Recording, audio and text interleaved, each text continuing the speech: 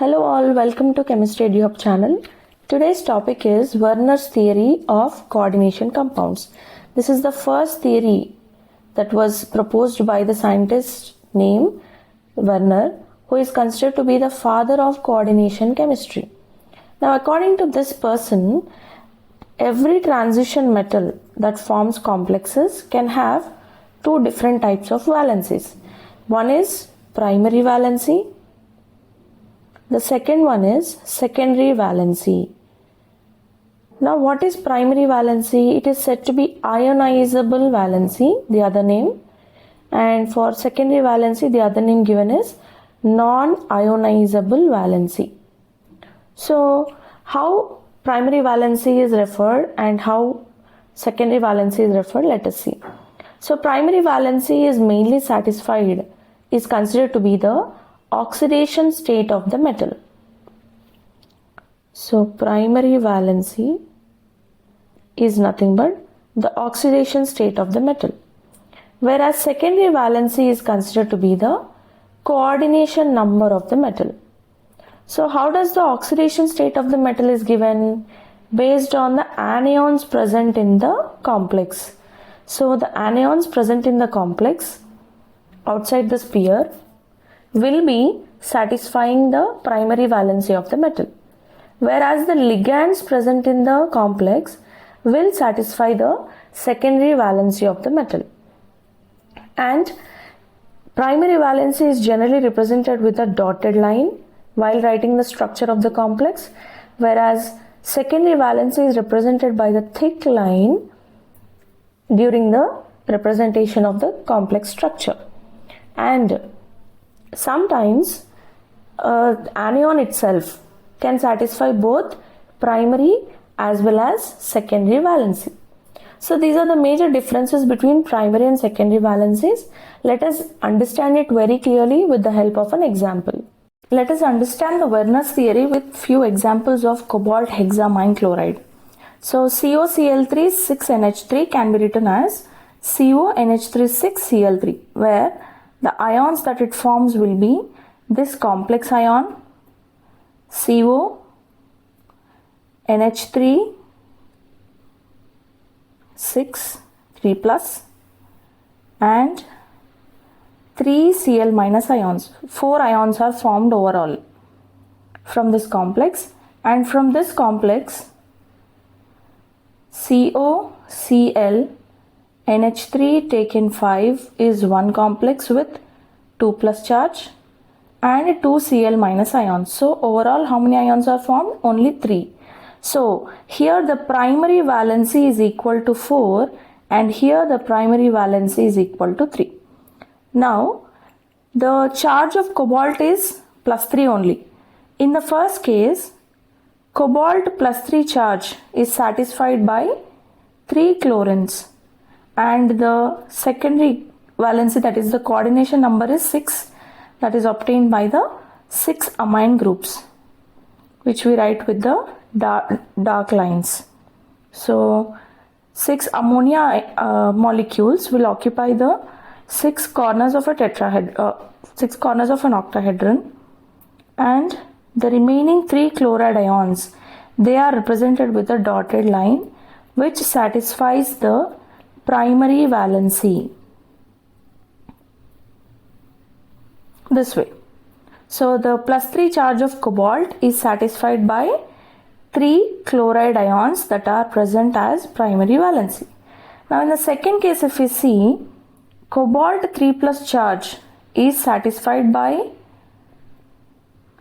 3 chloride ions here also, and also there are only 5 ammonia ligands, amine ligands here, but still the coordination number is 6. It's because one of the chloride ions is satisfying both the primary valency as well as the secondary valency.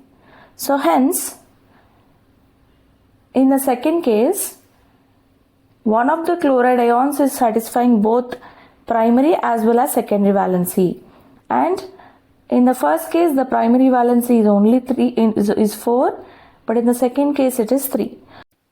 If the first molecule is treated with silver nitrate AgNO3, then it forms 3 moles of AgCl. It's because there are 3 chloride ions available.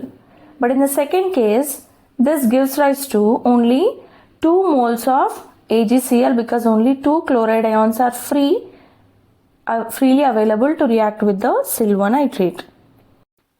The other 2 forms of the same molecule can be cobalt trichloride and 4-ammonia. Overall, the coordination number or the secondary valency is 6, but the ionizable valency or the primary valency is varying.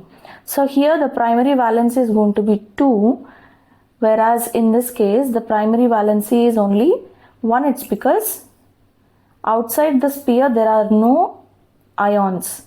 So if you put this 4th molecule in the water, it splits. It does not split, it exists in the same form. So the primary valency is considered to be 1, and in this molecule COCl3,4NH3, when you put it in the water, it turns into COCl2 NH3,4 plus ion and Cl minus ion.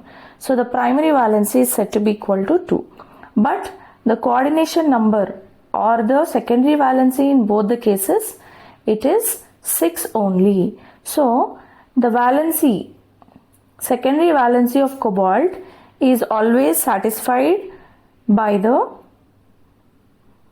ammonia and the rest of the chloride ions. So here, since there are 4 amines, we write 4 amine groups at 4 corners, and now the remaining 2 is satisfied by the chloride ions.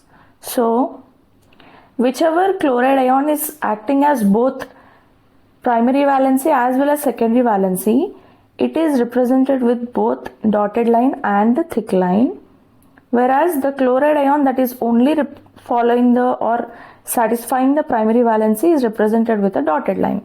So here only 1 chloride ion is outside the sphere, which ionizes and combines with silver nitrate to form silver chloride.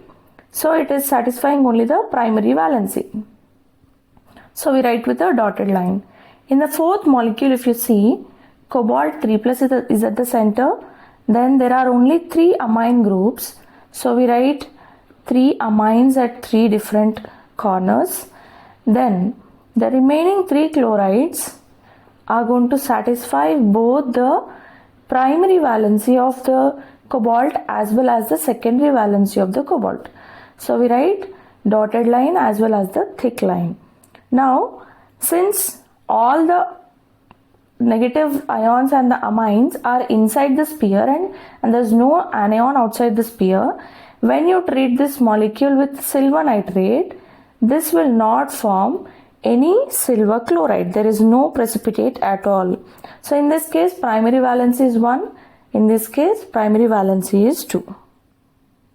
So as we have seen the Werners theory with 4 different examples, let us see what are its defects.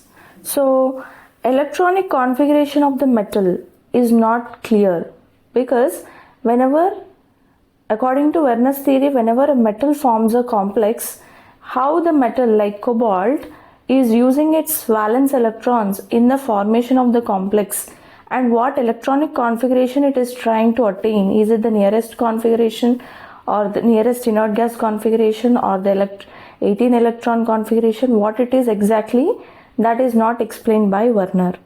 And the color of the complex, as the primary valency is varying, the color of the complex is changing. So how the color is obtained by the complex is not explained. And the magnetic behavior, what is the nature of the complex? Is it diamagnetic or paramagnetic or ferromagnetic, or what is its nature of magnetic behavior is not explained.